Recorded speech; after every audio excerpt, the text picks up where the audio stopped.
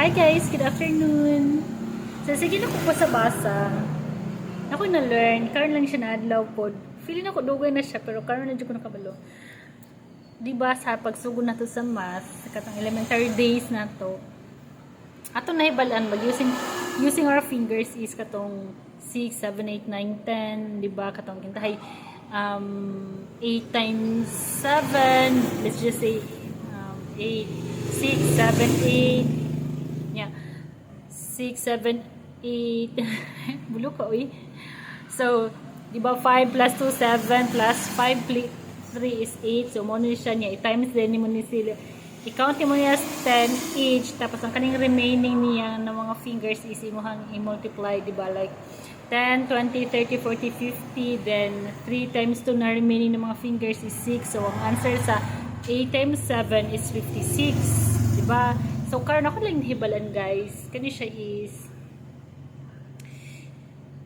17, 18, 9, 16, 17, 18, 19. Using your fingers gihapon. Karon lang jud ako siya nahibalan mo. Happy kay ko. So, ano daw ni siya? Like for example, 17 times 17. Ingani ra daw ni siya. 17, no, diba? 15, 16, 17. So, 16, 17, duwa na. Ang kani siya, kung sa una, i-count as 10 lang natin siya taga isa ni. Karon 20 na siya. So, himin siya 20, 40, 60, 80. Ang kaning remaining ng mga fingers kani siya, more gihapon i-multiply lang natin gihapon sa 3 times 3. So, 20, 40, 60, 80. 80 plus 3 times 3, 9. So, 89.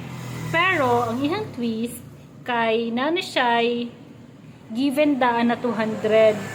Basta magamit ka sa fingers niya 16, 17, 18, 19 kay plus 200 gini siya daan. Like for example, kaya ni, diba ang total niya is 20, 40, 60, 89 plus 200. So, ang answer is 78 is 289. 17 times 17 is 289.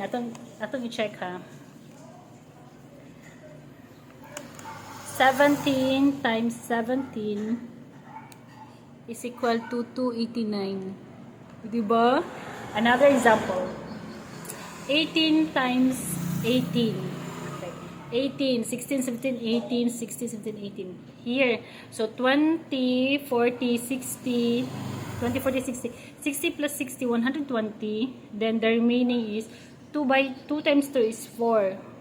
So, 120 plus katong given da na 200 is 320 plus 2 times 4. So, 324. I-check na to ha.